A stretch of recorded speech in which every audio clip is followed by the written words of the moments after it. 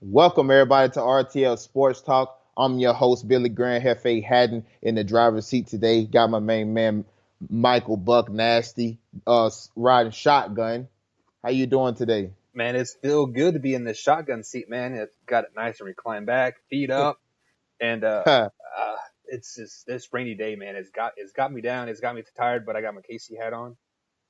Baseball season's right around the corner. I got I got just got seen to get excited.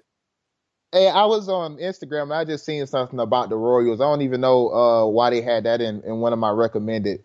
Because I Definitely don't I follow actually any tagged Royals. you in that because I said, hey, Oh, that's probably this why. is the Yeah, best that time of season. that is why. That's probably why they keep sending me that crap. Um but Surprise, anyways, Arizona, man. Surprise, Arizona. yeah. Let's go ahead and get this show started. We want to thank you guys for having you tune into the podcast. The way you continue to download the podcast, leave us a rating, 5 stars preferably. If not, we're probably gonna call you a hater. But let's get into the show. LeBron James, youngest player to reach 32,000 points. He's moved into fifth all time on the NBA scoring list, about 280 some points behind Michael Jordan for fourth place. How impressive is this? You know what, Billy? I don't think it is that impressive, to be honest, because he did come out of uh he did come into the NBA right out of high school. So he is breaking all these things about him being like he is the youngest player to do this. He's the youngest player to do that. But in some instances, he's been playing three or four year, 3 or 4 seasons longer than Michael Jordan or Kobe Bryant, or not Kobe Bryant, but like MJ. So it is hard for me to really be impressed by this feat, by him being the youngest player to score. I believe it's 30,000 points, which got him into fifth place. It's 30,008 or something like that, if I'm not mistaken. I mean, 32. 32,000, yes. So Uh-huh. either way, yes, it is very very impressive that he is in fifth scoring time, but him being the youngest player, it's really not what it's cracked up to be. It is kind of misleading information because he's what, his 17th year in the NBA, 16th year. So it's really not impressive for him to be the youngest. I mean, it is still an impressive feat though. Um, and I'm going to go opposite of that, and I think it is somewhat of importance, and only because you think about it, he's not the only guy that's ever came into the NBA straight out of high school. There's been other guys to do that. So whenever you are the first player or the youngest to ever do something like that, when other guys have done that before you, that's impressive. He's not the only guy that ever came from straight from high school. There's plenty of guys that did it. So to be the youngest guy to get a 32,000 points, and especially for a guy that's really not really known as a scorer. LeBron takes about, maybe 15, 16 shots per game. He's not a high volume shooter, which tells you he's being efficient. The shots right around the bucket. Now in his later years, he's starting to kind of come out a little bit more. He's starting to shoot a little bit more threes. But that just shows you the efficiency that he's had, and then to be among that list, and almost, by the end of this month, he would have been unpassed Jordan for fourth place, and working on Kobe for third. So I think is definitely an impressive feat. I mean, I hear what you're saying. How like other play or like other people have come straight out of high school, but the other person ahead of him, you spoke of Kobe. He did come right out of high school as well, and he played what, 18 years in the NBA. Yeah, 18, 19 or something like Yeah. that. So him and LeBron are pretty much right on track. And the only notable name I can think of a person coming right out of high school is Kevin Garnett. Yeah. And what he seemed to kind of have his career cut short, kind of, maybe. Like I feel like he only played like 14 years. Uh, Who? Kevin Garnett. No, KG played about 18 years. himself. He Well, wasted most of his career in Minnesota, and then he went to Boston. He played those years in Boston. Then he went to Brooklyn, and then Brooklyn was there, and then they traded yes. him back to the Timberwolves. Well, but like his 15, 16, 17, 18 year were kind of, he Yeah, was playing they were not good years. 19 minutes a game tops. Maybe if he got lucky, he gotten 10 points per game. So like all this age talk, I think we kind of need to throw that out and just kind of do season talk.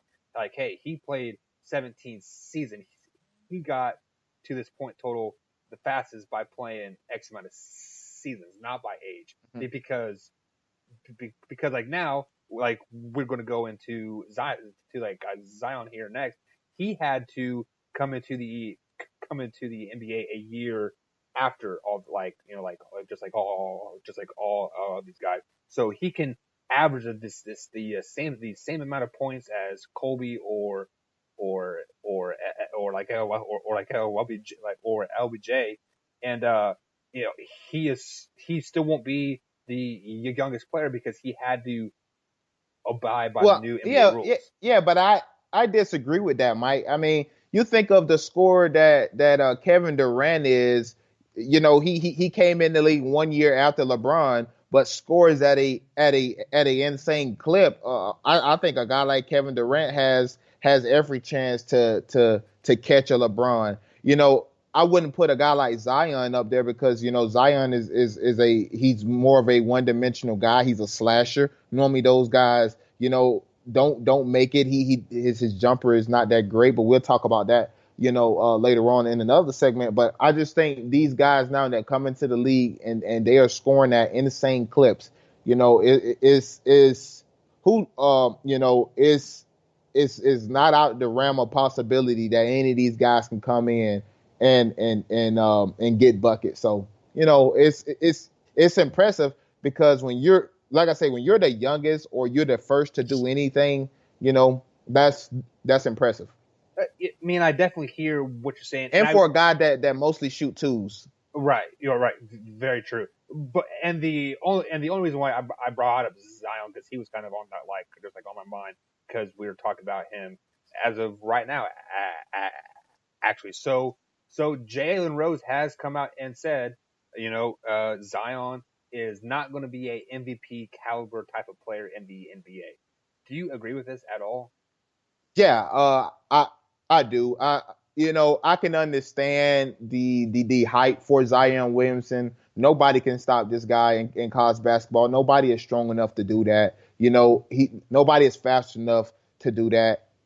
But in the NBA, the NBA have a way of calming you down, and these teams are gonna push you to do stuff that you don't want to do. Zion Williamson does not want to shoot the basketball, and if he doesn't develop a jumper, team he's going to be very one dimensional. And I get it, he's strong, he's powerful, but guys in the NBA are just as big, just as strong, and just as powerful. They're just as fast as Zion. um do Will he be a pretty good NBA player? Yeah, I think I kind of equate him of being somebody like a Zach LaVine, a guy who's really known as a true slasher, can shoot it a tad bit, but not that great. Zion is also not a good defender. He plays with his hands a lot. He's going to get called for a lot of fouls, but I think it works in college basketball because nobody is on his level. So yeah, I definitely agree with this statement. Yeah, and I mean, and I kind of want to ask the question: are we saying like he will never win a MVP award, or won't, or he won't win two or three or four or five No, like he's not MVP? he's not an MVP type caliber player. So as of right now, seeing what I've seen from Zion, I have to go with everything of like what you said. I agree with you 100%. Simply because I think there will be other players out there that will be uh, better suited for that MVP OP award. You have a player like I don't know, just like these younger generation guys. Trying to think of a name here. You have De'Aaron Fox from the Kings. At some point, he is very well going to be. a top player in the NBA. And I just think there are so much young talent in the NBA that Zion is kind of going to get shuffled away. And yes, he is going to be a play, very solid player and lead his team to the playoffs, maybe a couple of championships. But he will I just doubt. I don't even. I wouldn't even say championships. I think that's a stretch. To say championships. Maybe he can lead them to the playoffs. He will be going to an Eastern Conference team, either the Cavs or the Knicks. Maybe he goes out west to. But especially if he goes out west to a Memphis team or a Sacramento team, maybe that Sacramento team gets over the hump because they have so many young stars that you mentioned. De'Aaron Fox. They have Buddy Hield. Maybe adding Marvin Bagley. They have one of the other guys that come from Duke. So maybe adding a Zion to that Kings team. Yeah, maybe they can get out and run with some teams in the West. But I think playoffs, yeah, I could see that. Championships, I think that's a stretch. so I guess the question kind of arises here. Like if you do not think Zion will be an MVP caliber type of player, do you think he's like worth the number one overall pick? Like, shouldn't you go somewhere else, like a RJ Barrett or the dude from the guy that's making all those highlight dunks or so, Yeah, yeah, the I jaw can't guy. remember. Yeah, Yeah, right. uh-huh. Like I feel like if you are a number one overall pick, you have to have that MVP caliber. Like I'm going to lead my team to a championship type of like guy. And if Zion isn't that guy, do you think he's really worth a number one overall pick? Well, no, I don't think he's worth the number one overall pick. But he has so much hype right now that you have no choice but to draft him number one overall. Draft not drafting Zion number one. You will have people. You'll be the talk of every media outlet. He has so much hype. What he's doing and what he's doing in college basketball. He's really the most dominant guy in college basketball right now, which is going to help him go number one. But just looking at his skill set, just the way he plays the game, I think there are guys better. To me, I would take Bobo. Bobo is a better will be a better pick than Zion. Zion is fast, he can dunk, but there's plenty of guys that's fast and that can dunk in the NBA. What Bobo has is uncoachable. Man, this guy is 7'6", can shoot the three, can shoot the mid range, can dunk, he can play defense, obviously because he's so long. Why wouldn't you go with a guy like that? Who can do it all. RJ Barrett is a better candidate than Zion Williamson. He has it all. He can put the ball on the floor. He can shoot the mid range. He can shoot the three. He plays better defense than Zion. I think his game translate better with other guys because he can space out the floor. So, I mean, people are gonna pick Zion because of what he's doing, the flash. We've been seeing him since he was like 13 years old. It's the hype. Right. I don't think he's worth the hype of a number one pick because he will not change your franchise. So do you think by the way these NBA players, ex NBA players like Jalen Rose, that are kind of starting to talk down on him, do you think that'll kind of lower his stock? Because like if I am a GM or a owner and I'm getting ready to spend lots of money on a number one overall pick, I kind of hear what other people are like saying, and I start to take a second look. I'm like, hey, all I really see him do is fast break dunked, and he goes down to the block. So if I'm needing a guy to shoot a 16-foot jump shot, he's probably not that guy. So I might kind of like reevaluate that situation. Like, what are your Um, thoughts on that? I wouldn't. I don't think these GMs. I don't think they really pay attention to the media and the way that they talk about and the way that they talk about players, unless it's something that the player did wrong.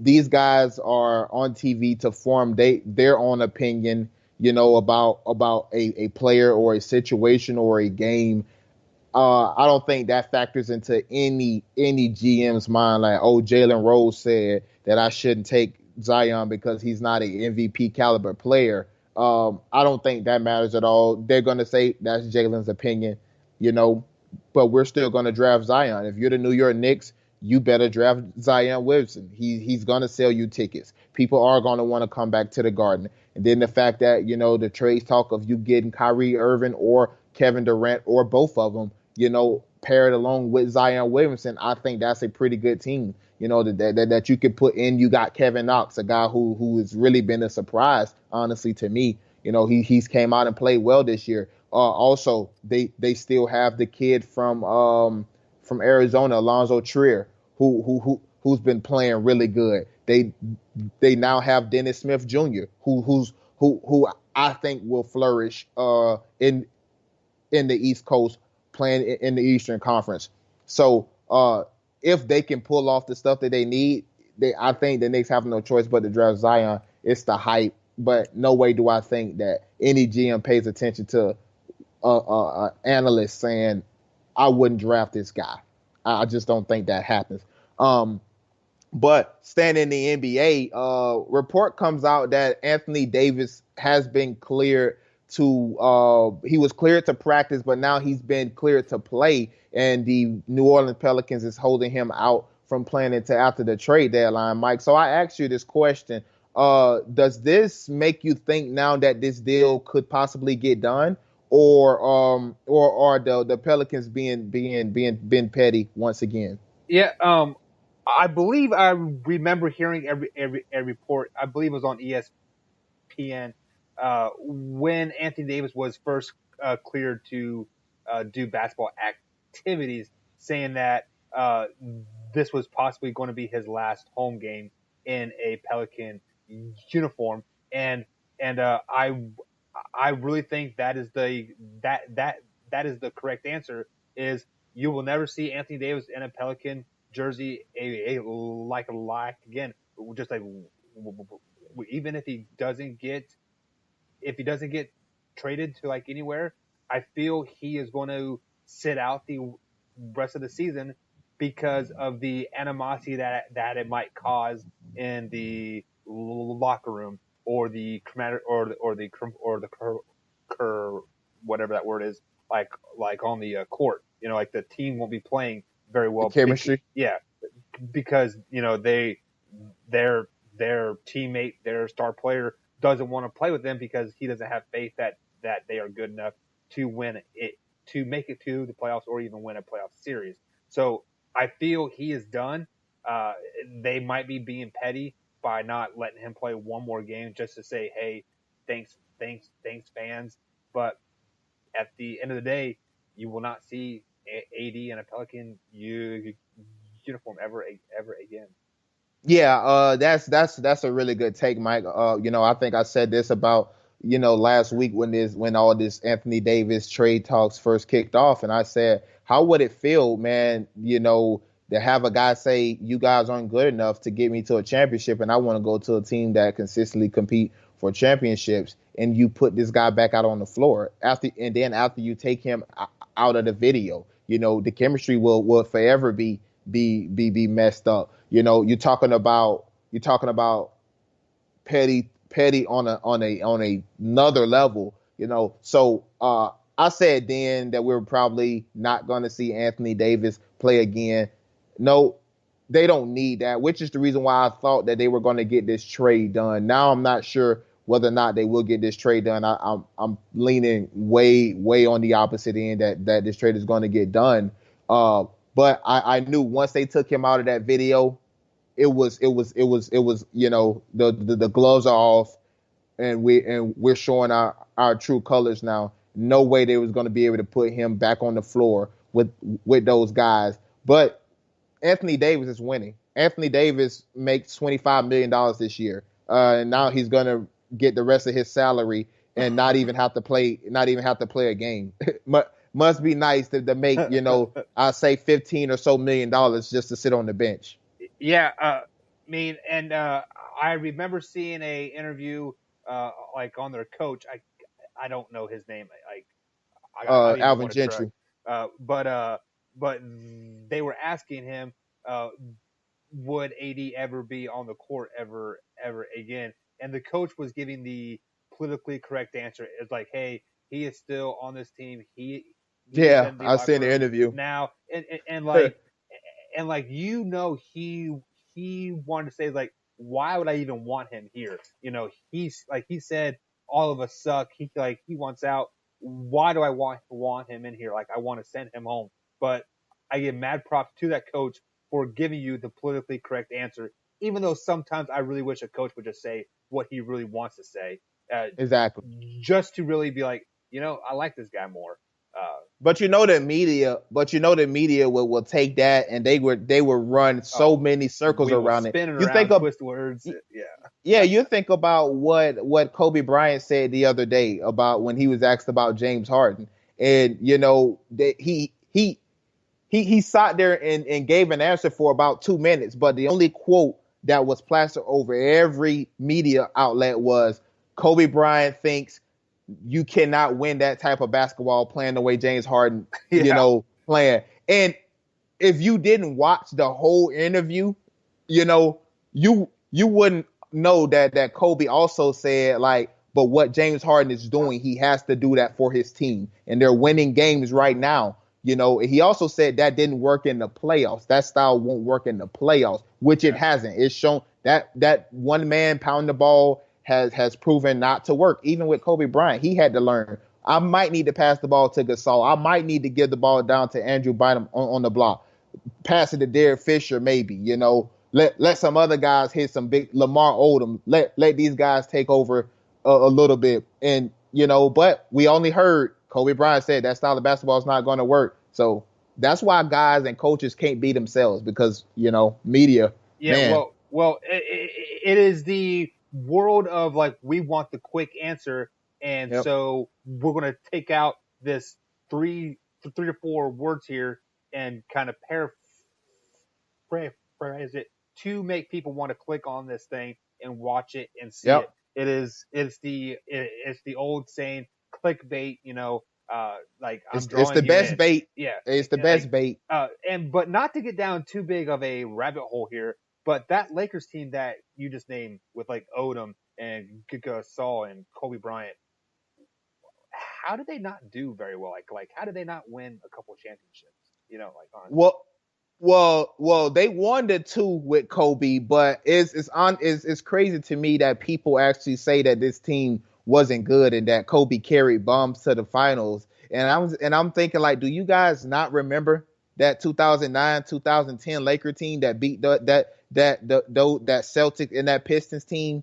That those were Yeah, some good Laker teams.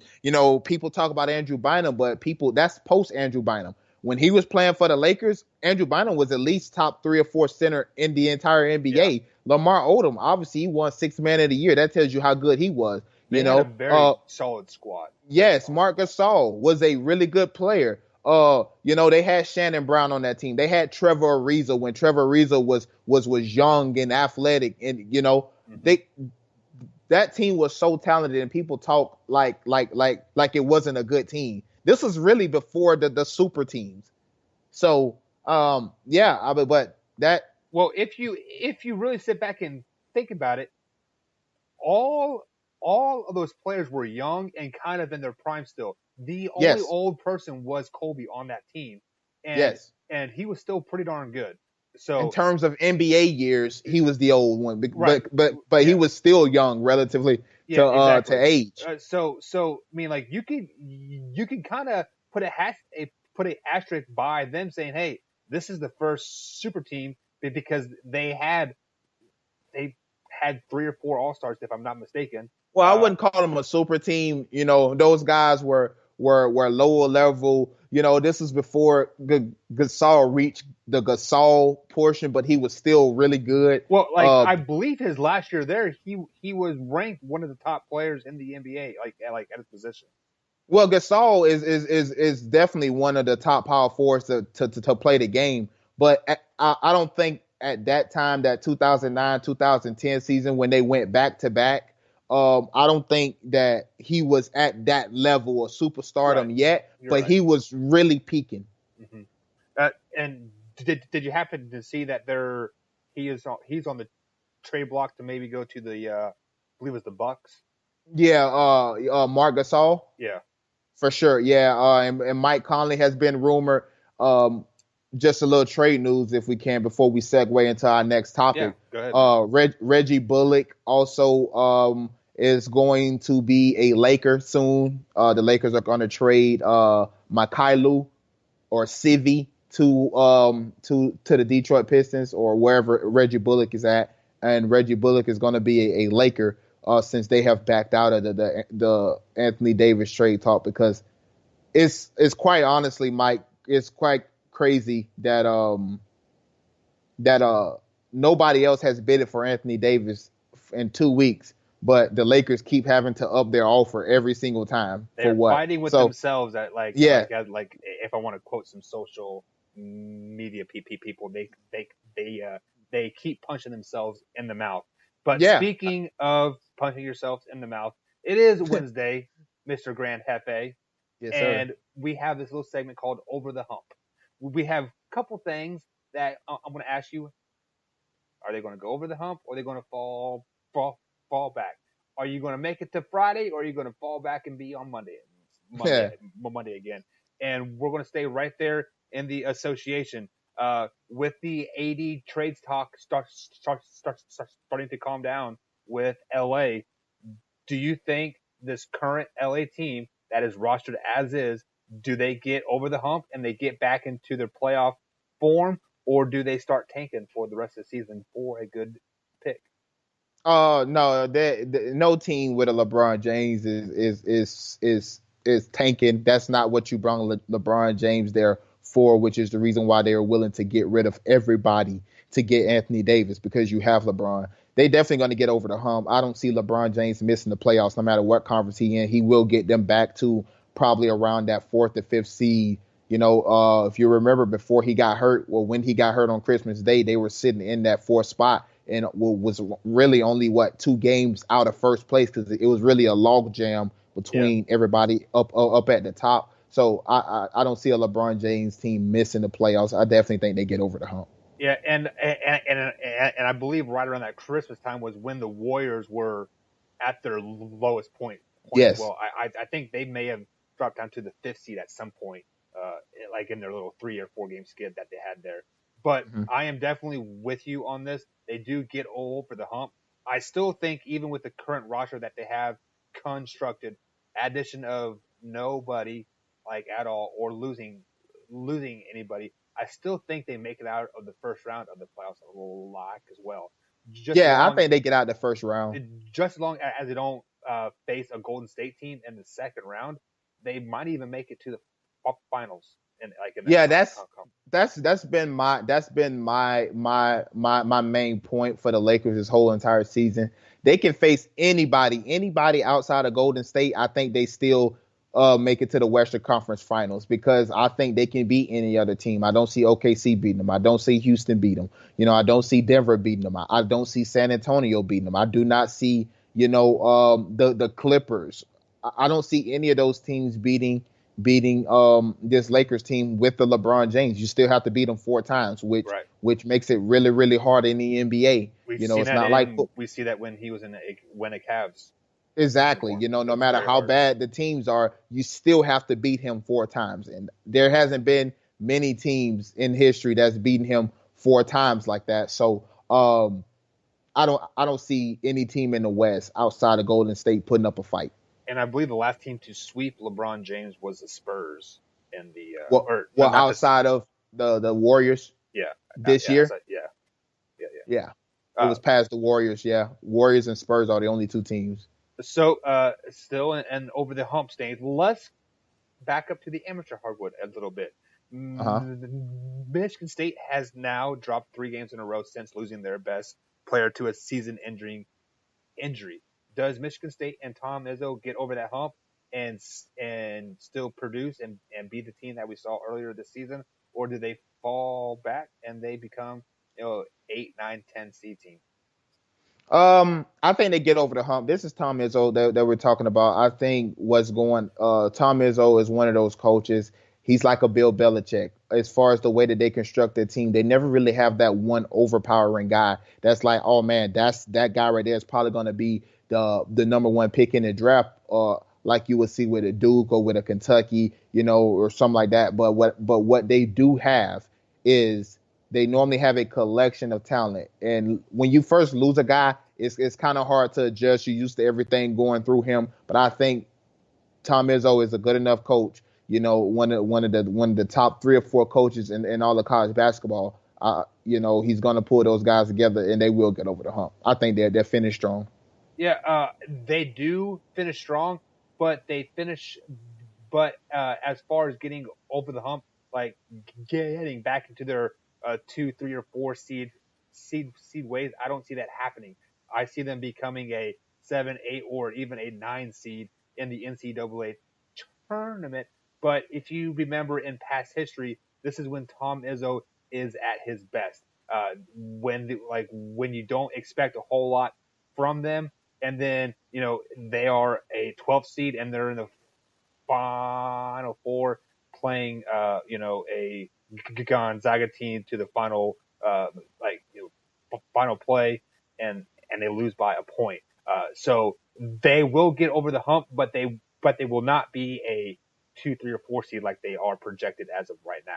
And I think the lowest they fall, Mike, is to a 6 seed. I think right now at best they're going to be a 4 seed. At worst they're going to be a 6. They may slip to that 7, but I don't see it. Tom Izzo, he will have these guys ready, being that they don't necessarily, like I said, Mike, have to play with superstars. That's never right, really been Tom Izzo's mantra. Yeah, he's had a few, but and playing that Illinois team, Mike, they really struggled, honestly, and that's a really struggling team. But I think Tom Izzo will get those guys back going. They have Minnesota coming up next at home. I think that'll be a win to get them back on track do you think before they play Tom Wisconsin. do you think Tom Izzo is the most underrated coach in NCAA? I wouldn't say underrated, but yeah, I mean, you can say that, but I think the reason why he don't is for the reasons that I explained earlier. That he never gets the big top notch guys. He never get the number 1, 2, 3 recruit. He's But he they're always good. he he They're always good. yeah, Always solid. yeah. He's always in that, like, that 15 range, and he get like the number 30 player. He's in that realm. He's not in the Calipari realm where he's getting those recruits 1 through 10. Or Coach K where he's getting recruits 1 through 10. Yeah, or Bill Seth. So I think he don't get the recognition because he's not getting the top talent, but he's just winning. So I mean, I'll take winning. Yeah, definitely. Speaking of perfect segue there, the Philadelphia 76ers, they obtained Tobias Harris in a trade. Does that trade get the 76ers over the hump and into the finals this season? I don't know. Finals. No, I think the finals this year belongs to the Boston Celtics. I think they are the deepest team. I think with Kyrie Irving, I don't think he will allow losing. But this trade does make the 76ers a much better team. If you haven't really watched Tobias Harris play, Tobias Harris is a really good offensive weapon, and he can play defense. He's a lone guy. I think he's about 6'8". He can shoot the jumper. He can dunk on you. He can go down on the low block. So I think this definitely helps them if they're able to retain Jimmy Butler. They still have Joel Embiid. This kind of helps Ben Simmons now because this gives Ben Simmons another player that he can now pass the ball to, and they don't have to really depend on him to be that third scoring option. He can be their fourth scoring option, and when you got Ben Simmons as the fourth scoring option, I think that is perfect for your ball club because he can just sit back and do what he do and orchestrate the offense. So I think this Tobias Harris move to Philly is a really, really good move for that Philly front office, and they're showing that they're trying to win now. It is a good move for the future, but it does not help them this year or get over the hump or to even make it to the Eastern Conference Finals because you have a That's why I Toronto think you're Raptors wrong team. though. Uh, you don't think so? You do think they'll make it to the Eastern Conference Finals? Yeah, before this trade, I had the Boston Celtics uh, playing the Toronto Raptors in the Eastern Conference Finals with the Boston Celtics moving on. I've been going back and forth on which team actually won, the Raptors or the Boston Celtics. But I think with this trade with that Philly made with Tobias Harris, I think now this goes Philly and Boston because now if you look at last year's playoff, Philly just didn't have a guy that could take over the game. Right. They just didn't have it. These guys was young. They was inexperienced. Tobias Harris has playoff experience. Jimmy Butler, we know he's not scared to take and make big shots. So I think this year is going to be a tad bit different. I still think Boston edges them out because I just believe in Kyrie and what he can do in those guys. But I see Toronto losing in the divisional round. Yeah, and I mean, like I do have to admit I haven't seen Tobias Harris play that many games to really get a feel of his of like how he will fit into that system. But from the things I've seen, like I just don't see him being that much of an offensive of like threat or a defensive threat even to give them advantage over a Toronto Raptor team that I am actually going to pick to win the Eastern Conference this year, and then get swept by Golden State in I the had them finals. there, Mike. I did. I had Toronto there at the beginning of the season. I'm like, man, this Kawhi Leonard trade And they is looked going to really be good perfect early in for the them. season. Oh, and they still look good. You know, they're sitting in the second seed in the East. You know, with a lot of basketball left to play. But I just think, you know, I don't know how long um Kawhi Leonard can drag this team alone. You know, with the rumors of Kyle Lowry probably being shipped off, they they now know that they are in rebuild mode because Kawhi Leonard will not re-sign there. But this Tobias Harris guy, you know, he's averaging 21 a game playing for the Clippers. You know, could he do that playing for the Sixers? I definitely think so. You know, he's getting 8 rebounds per game. I think this really helps them and give them another lone defender, wing defender, And you also have and to a know that wing scorer. the LA team is not that bad a team either. They are, I want to say they're in the eighth seed right now, but they're looking, like they're only a game behind the fifth seed, even Yeah, if I'm but they're not trying to mistaken. get Kawhi Leonard, so they're trying to make room. That's why they shipped off him, the big guy, I forgot his name, you know, Yeah. and they shipped off some draft picks. They're trying to move cap space so they can be able to get Kawhi Leonard in a second max player. So there's been rumored Jimmy Butler also might want to dibble and dabble in that LA market playing for the Clippers. So they're trying to make room that um they're trying to make room for the Kawhi trade and to bring another superstar, maybe a Jimmy Butler over. So I want to throw a surprise question at you. This Uh huh. question just came to me because we were talking about the LA tanking, and like now we're kind of talking about the other LA team kind of tanking as well. Do you think tanking will ever find its way out of the NBA, or do we just gotta understand that this is a part of it, and this is just the way it's going to be for the rest of our lives? No, this is part of it, Mike. This is the way when you want to get something done as because you got to think about it. The players would never tank. You know, players have too much pride to continue to just lose because that eats away at you. But the owner, the management, the guys who have to say, I have to keep this business running. I have to think about future right now we can struggle right now because the fans aren't going to just give up that easy. But I have to think about the future, and that's why you see DeAndre Jordan's buyout and all this other Wesley Matthews buyout. They just trading for guys that they're going to eventually release anyways. So tanking, I think, will always be a part of sports. I don't ever see this going anywhere. They have to do what they have to do to get the players that they want, and that's the way that they see fit because that's really the only way. I mean, and I do understand tanking does happen in like every sport, But I feel like NBA, it is so freaking obvious because the Philadelphia 76ers were so bad for so long. Like there Yep. were times where they got 2 or 3 wins in like, in a 45 game span or something. It was something ridiculous. Like they've It was lost, bad. like, yeah, they were losing like 36, 37 games in a row. And The then league had to step in. yeah, it just, like as a fan, try not to make it as obvious that you're tanking, like trading off all your good players, Mhm. and then playing these G League players that you never heard of. It just is so like I don't know. It just it is something as a It's casual fan. aggravating.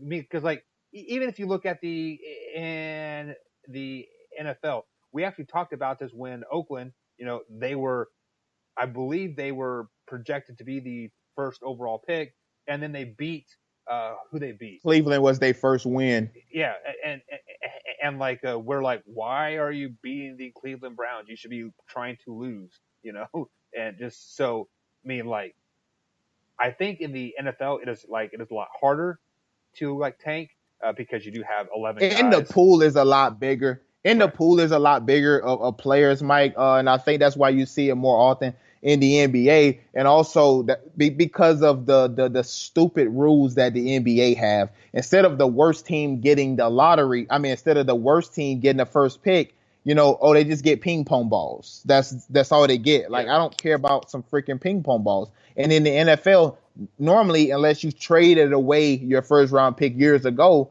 when you're the worst team, you get the first pick. So normally you don't really see it a lot in football, because too, Mike, the pool of players is so much larger. There's so many more good players because obviously there's a lot there's a more players. Yeah, 53 man roster. yeah, So and you got to pick guys for your practice squad. And the NBA, there's only 2 rounds. There's 60 guys and that's it. So I think that's why you see it. And normally out of that 60, only maybe 7 of them are really good. true. So that's why you see it more in basketball, I believe. All right, guys. So that is it for today's show. As always, Mr. Grand Hefe, you are the best host in the world, the best co-host, and you guys go ahead and follow us on the iTunes, iHeartRadio, Spotify, Google Podcast, Castbox, etc. Go ahead and give us a follow, give us a ranking as well. We're also on YouTube. We are trying to figure out this streaming service here on the YouTube channel. We'll get that figured out as soon as we can. But this video will be up. Billy, any closing thoughts on today? Yeah, Mike. I had a few things that's been bothering me, and I want to get your thoughts on it. If you haven't noticed, you haven't seen DeAndre Francois. I had 2 things that I wanted to end the show with today. Uh, and I may get to both, but DeAndre Francois, obviously, he was released from the Florida State football team about 3 days ago. Alleged domestic violence thing. And I haven't read the report, but before the show, I was just sitting there and I was like, let me read this DeAndre Francois thing. What's going on? And then it was supposedly the girlfriend. She comes back and she say her Instagram was hacked. There was a video that was put on her Instagram from DeAndre Francois saying that he was hitting her and all this other stuff. And then Florida State just released him from the football team. Willie Taggart, we're not even going to do any investigation on it. Yesterday, I believe it was, she puts up an apology and says her Instagram was hacked and that the video that was put up was her hitting him and her throwing things. And now this man, his life is ruined. His life is ruined. He got kicked off the football team. Now he's going to try to have to go find somewhere in a Division II somewhere for something that apparently he didn't even do Right. because it was all you. And now this man and your apology is sorry to him and his family. Mike, that, Billy, this I this covered drop. this. I covered this exact same thing on Just for Clicks yesterday. I saw this on my Facebook feed, and I flipped a brick, man, because like every bone in my body was so mad because I thought of the Kareem Hunt thing where like this girl spit in his face, and then he like he's a He man, like retaliates. He right. retaliates. And then you think of the who was Ray the Rice. well, that's kind of a weird No, situation. no, even no, Mike. It's not. Even if you look at the Ray Rice situation, if you look at the whole video, if you I've never see, seen the whole video. Like I haven't chance to okay, watch it. so Yeah. the whole video is see they only show you just the elevator portion, Yeah. Mike. Right. You know, Oh but yeah. She she was was beating him before they got in the elevator. That's right. That's right. all the way Yeah. up to the elevator, and then when he retaliates, oh now it's such a bad thing, and Yeah. nobody ridicules the woman. This happened for a Florida State quarterback a few years ago, John Franklin III, who then had to go to a community college, but now he's on Auburn's roster. Where he's clearly seen just trying to get to the bar. The bar is crowded. He just trying to get to the bar. She's sitting at the bar, and you can see him just like try to squeeze through to get up to the bar, and she starts to try to kick him and punch him. Now he stopped her the first time, he let her go. She did it again, and he hit her, and then everybody ridicules him, and it's like, why is the women never a problem in these situations? That is only the man, and it's like I don't get it, Mike. And And when you ruin there is somebody's life, Mike, there is a rapper that just happened to. I think it's little Pow Wow, if I'm not mistaken. You see pictures yes, of him. His face is his face scratched. is scratched He has up. black Yes, eye, and this woman has nothing on him. But they both get like arrested for it. Like it's the way it's the way things happen. And one more quick thing, Mike, before we get out here, I just wanted to go over that because that really aggravates me, man. When you are ruining people's lives, yeah, for whatever, But another thing is this LeBron situation from last night. I see a lot of pictures going up. People are talking about, this is how LeBron is. He needs to be a better leader. He needs to do this. If you watch LeBron James' career, and I'm referring to the LeBron James picture of him on the bench where he's not sitting by the he's the basically all team, and by just like, himself. Yeah, yes, one, um people was getting up to check into the games, so those seats were about to be filled once the guys come off the court. right. Two, if you know LeBron, for any team he's ever been on, he always sits at the end of the bench. He grabs this little cushion for his back, or he either lays on the floor or he sits to the end of the bench with his little cushion. Why does everybody always try to tear this man down for everything he does? Oh, Jordan would have never done that. Kobe wouldn't have never done that. He wouldn't have never. Stop it, man. Just like it I aggravates I me think I so think much. I think Kobe did do that. He said the rest of his team sucks, and he scored Yeah, 81. Like he scored 81 points or something like Jordan punched Steve Kerr in the face, in the that. nose, Right. But hey, that's great leadership. A guy can't sit to the end of the bench because that's bad leadership. I just don't get it, Mike. That's going to be it for today's show, guys. Thank you for joining us. RTL Sports Talk. We out. Go Royals.